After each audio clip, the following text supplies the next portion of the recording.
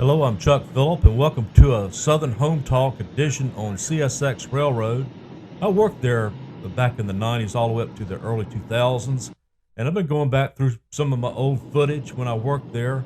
Of course, the quality of this is not as good as what we have today because it's on 8mm tape, but I figured I would go ahead and put some of this up here because it kind of brings back memories to me, and it's also been some pretty interesting experiences I've had when I worked there as well.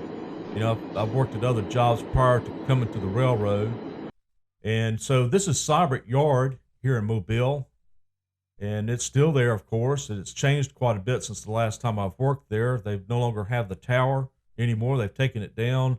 And also the south building where I used to check in, that's also been taken down as well. And I remember when I was working there, some of the old heads was predicting that. They were predicting that they would do away with the tower. And of course, their predictions came true. It's no longer there. I don't know how they go about planning train movements. I guess it's all done through dispatch now.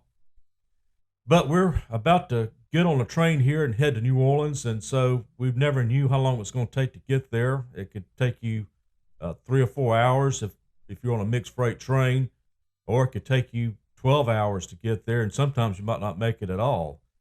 And so we're going down the main line.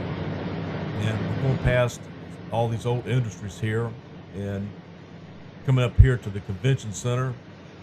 And of course, that was already built when I started there. And so we're going through this thing. We had to be really careful going through here because there's still a lot of traffic going around this thing, depending if there was any events going on at the time. It was also really loud too if you were not on a wide body locomotive where you had the air conditioning. It's a real quiet cab. And so that bell and horn and just the engine noise was really brutal, to say the least. And so you had to wear earplugs most of the time if you wasn't on a wide body, and had to turn the radio up really loud too so you could still hear it. But once you got past this, it got a little bit less abusive to your ears, and so we have to blow the horn for every intersection we come across or crossing at grade.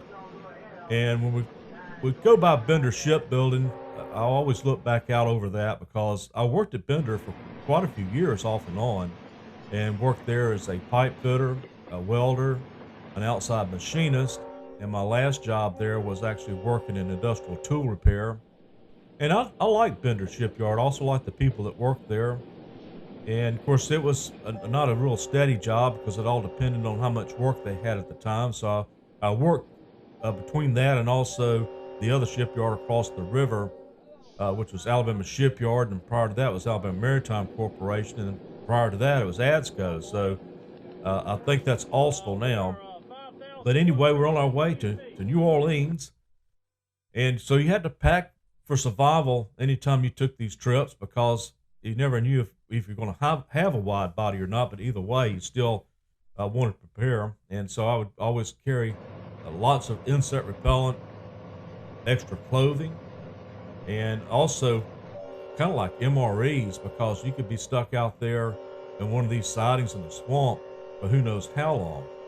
And sometimes another crew from another train have to pick you up to take you to where a cab can get a hold of you or to get to you to take you back to either the hotel in New Orleans or back to Mobile or whichever you were closest to or wherever they needed you.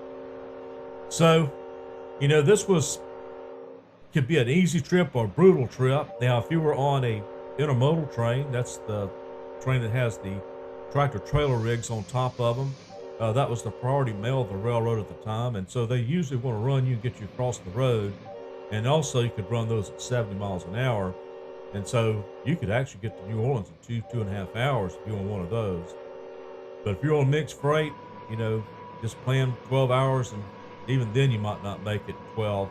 I remember there was one time, I remember who the crew was. I'm not going to say anything because they're probably still out there. I don't want to create any issues for them to still work at the railroad. But there was a time where there was this one crew that was stuck out in the siding, and they had dog law, is what it's called, where you reach the hours of service. And they called the dispatcher and told them, that they were there in the siding. They reached hours of service and needed to be picked up. But what happened was the dispatcher forgot that they were there. Well, they didn't notify them either. They just camped out right there in that siding until the next day.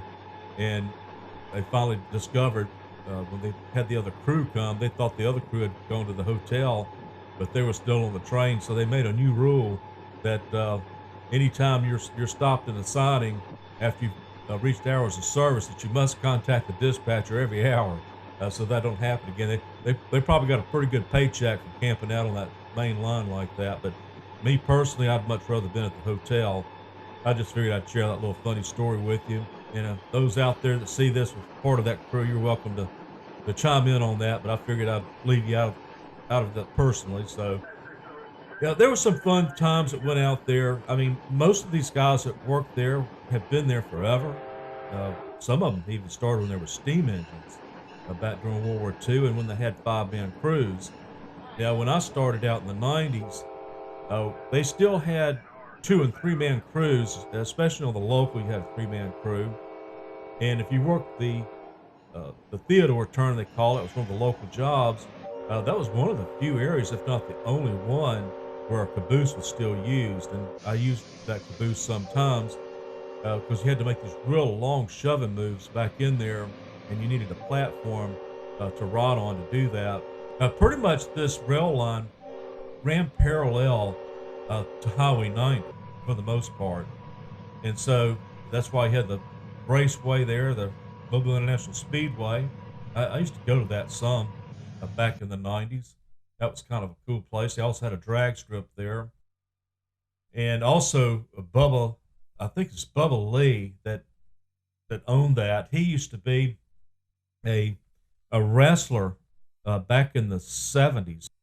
And they had this bear cage and had a black bear back there that they had declawed. And he would go back there and wrestle that bear. And I remember going back there seeing it as a kid. It was me trying to open a knuckle on a draw head at Stone Mountain Railroad in 1964 with my dad. Little did I know at the time that there'd be a day where I'd be opening and closing thousands of these.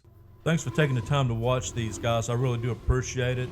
Also share these videos too, because I'd kind of like some of these old heads to see these.